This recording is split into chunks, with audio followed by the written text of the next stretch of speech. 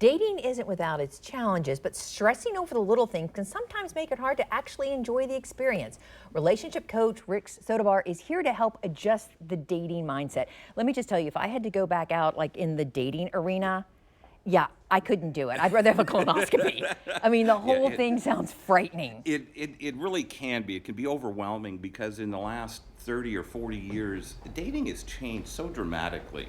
I mean, it used to be when I started dating, you had to ask the young lady out on Wednesday or by Wednesday for a date on Saturday. And today, I've talked to millennials and they're texting each other and say, yeah, a group of us are getting together here in 2 hours. Come and join us. And that's how they date.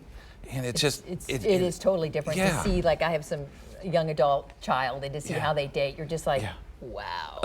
It's very different. So. Yeah. How do you make dating simple and more enjoyable? I mean, do the millennials have it figured out, or it's just, hey, come meet up, hey, you want to do this? In my opinion, no. I would agree, because I've watched it and it's a train wreck. It is. And I go back to more of the traditional values, first of all, you need to be crystal clear about what you're looking for. And young folks, they don't have a clear idea about what they're looking for. But as we go through life, we gain experience and we learn the things that we like and we don't like. And then when you get back into the dating world, especially in your 40s and 50s and 60s, you have to go in seriously. You have to have a mindset of success. One of the things that I run into very often is that people they go out and date and they get an attitude that all men are terrible or all women are crazy.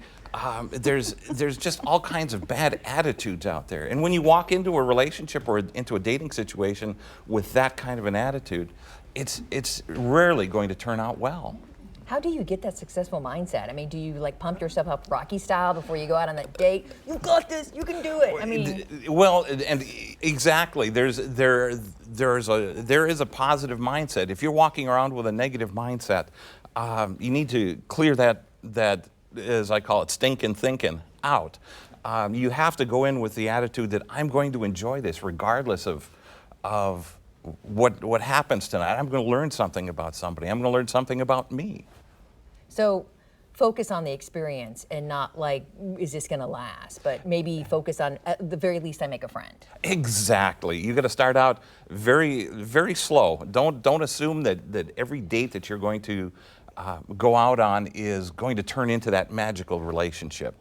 I've had a couple of online conversations with women lately that they've dated 2 different men over a length of time, and they were both disappointed because those relationships didn't work.